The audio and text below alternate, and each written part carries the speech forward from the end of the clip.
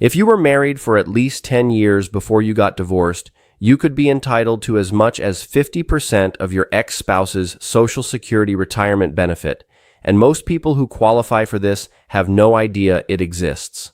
I want you to think about that for a second. 50%, not $50, 50% of what your ex-spouse would collect at their full retirement age. And here's the part that really gets people: claiming this benefit does not take a single dollar away from your ex. It does not reduce what they get. It does not even notify them that you applied. This is a completely separate benefit that the Social Security Administration calculates just for you, based on a marriage that may have ended 20, 30, even 40 years ago. If you went through a divorce after a long marriage, stay with me for the next few minutes, because this could mean hundreds of dollars a month for the rest of your life. And I'm going to walk you through exactly who qualifies, how much you could get, and the mistakes that cause people to lose this money permanently.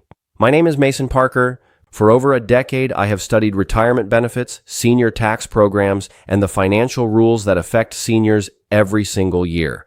I read the Social Security regulations so you don't have to, and I put them into plain English because these rules are confusing on purpose, and confusion is what causes people to miss out on money they earned. Before I go any further, if you're finding this helpful, hit that subscribe button right now. Social Security changes its rules and its guidance more often than people realize, sometimes without any real announcement, and this channel exists to break those changes down in plain language so you're never caught off guard. And stick around, because next week I'm covering something a lot of divorced spouses ask me about. What happens to this benefit if your ex-spouse passes away, and why the number you could receive changes completely at that point? That's a different benefit with different rules, and you'll want to understand it before you ever need it. Okay, let's get into the divorced spouse benefit itself, because there are really 4 things you need to understand, and I'm going to take them one at a time. Number 1, the 10-year rule, and why the exact date of your divorce matters more than people think. Here's the real rule, straight from Social Security's own regulations. You have to have been married to your ex-spouse for at least 10 years immediately before the divorce became final. Not 10 years total across your life together. 10 consecutive years, ending right up to the divorce. That means if you were married 9 years and 11 months and then finalized the divorce, you do not qualify. I know how unfair that sounds, but I've seen people miss this by a matter of weeks. So if you're currently in the process of divorcing and you're anywhere close to that 10-year mark, that timing is worth discussing with an attorney before anything is finalized. Let me give you an example. Say there's a woman named Carol, 64 years old, living outside Columbus, Ohio. She was married for 11 years back in the 90s, divorced, and never gave Social Security another thought because she assumed divorce meant she was cut out of anything tied to her ex's work record. She wasn't. Because her marriage cleared that 10-year mark, she is eligible to file for benefits based on her ex-husband's earnings, and depending on the numbers, that could be significantly more than what she'd get on her own record alone. So here's your action step on this one. You need to know 2 things: the exact date your divorce was finalized and the exact date you got married. If you're not sure, that's on your divorce decree and marriage certificate, and Social Security will ask to see those documents anyway when you apply. Keep them somewhere safe. Number 2, you don't need your ex to have already filed for benefits. This one trips up almost everyone. With a current spouse, the rule is simple. Your spouse has to already be collecting before you can get a spousal benefit off their record. Divorced spouses do not have that restriction, at least not permanently. If you've been divorced for 2 years or more, you can file for divorced spouse benefits even if your ex hasn't applied for Social Security yet, as long as they're old enough and have worked enough to qualify for it themselves. You genuinely do not need their cooperation, their paperwork, or their permission. You don't even need to be on speaking terms. The only catch is that 2-year clock. If your divorce became final less than 2 years ago and your ex hasn't filed yet, you'll need to wait until either that 2-year mark passes or your ex actually claims their own benefit, whichever comes first. I had someone write to me, I'll call him Harold out of Tampa, who assumed for years that he couldn't touch his ex-wife's work record because she'd remarried and, in his words, moved on completely. None of that matters. Her remarriage has zero effect on your eligibility to claim off her record. The only marital status that matters for this rule is yours, not theirs. So here's what to do. If you're divorced 2 or more years and you think your ex likely qualifies for Social Security based on their age and work history, you can go ahead and start the application process. You can apply online at ssa.gov by calling Social Security directly at 1-800-772-1213 or by making an appointment at your local field office. If you go the phone or in-person route, have your marriage certificate, your divorce decree, and if you can find it, your ex-spouse's Social Security number, or at minimum their date and place of birth, ready to go.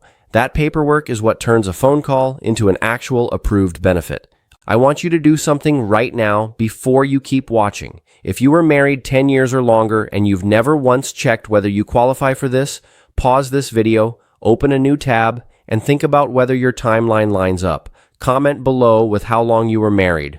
I read these, and I want to know how many of you had no idea this existed until today. We've still got 2 more rules that matter just as much as the first 2, including one about remarriage that catches people off guard in both directions, and then I'm going to walk you through a scam that specifically targets people looking into this exact benefit. Say continue, and I'll pick it up right there. If your ex-spouse is still living, remarrying yourself generally cuts off your eligibility for divorced spouse benefits based on their record. That's the rule most people have heard. But here's the piece almost nobody knows. If that later marriage ends too, whether through divorce, annulment, or your new spouse's death, your eligibility to claim on your original ex's record can come back. Social Security doesn't just permanently lock you out the moment you remarry once. It reevaluates based on your marital status at the time you file. There's also a special exception if you're thinking about survivor benefits down the road instead of the standard divorced spouse benefit. Remarriage after age 60 does not affect your ability to collect survivor benefits on a deceased ex-spouse's record. That's a different benefit than what we're mainly talking about today, but it's worth knowing now because I know some of you are going to ask about it in the comments anyway. Let me give you a case that shows how this plays out. There's a man I'll call Daniel, 71 now, out near Reno, Nevada. He was married to his first wife for 14 years, divorced, remarried a few years later, and that second marriage ended after about 6 years.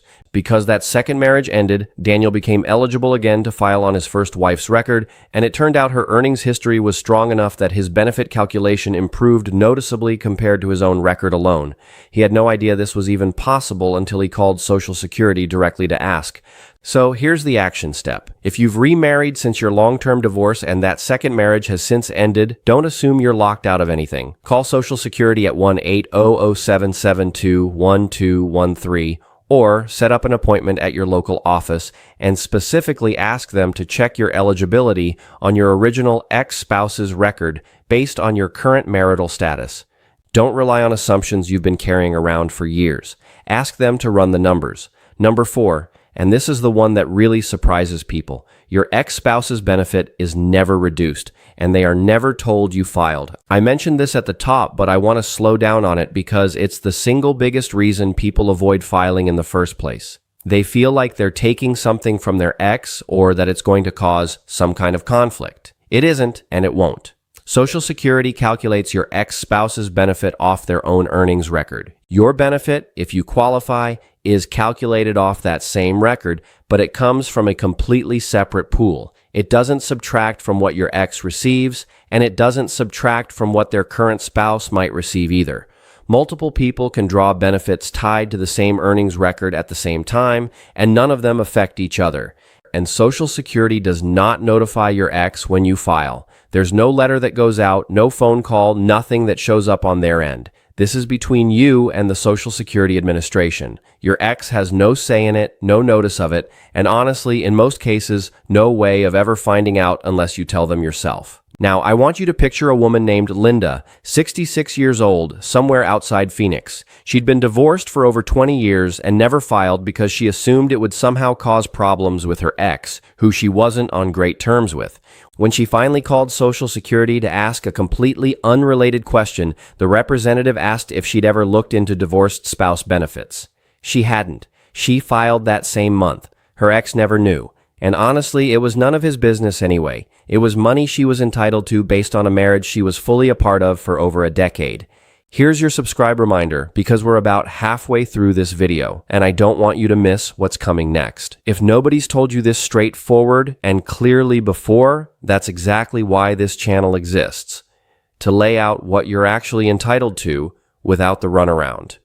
Hit subscribe now so you don't miss next week's video on survivor benefits, because the rules change again once your ex passes away, and the number you could receive can jump significantly. Now I need to talk about something serious, because this exact topic, divorced spouse social security benefits, has become a target for scammers, specifically because so many people don't fully understand the rules, which makes it easy to manipulate them. Here's how it typically works. Someone calls you claiming to be from the Social Security Administration. They tell you there's a problem with your divorced spouse benefit application or that you're owed a large retroactive payment, but there's an issue with your file that needs to be resolved immediately. They create urgency. Maybe they say your benefits will be suspended or you'll lose the payment entirely if you don't act right now. Then they ask you to confirm personal information, your Social Security number, your bank account details, or they ask you to pay a fee, sometimes in gift cards or wire transfers, to release the funds.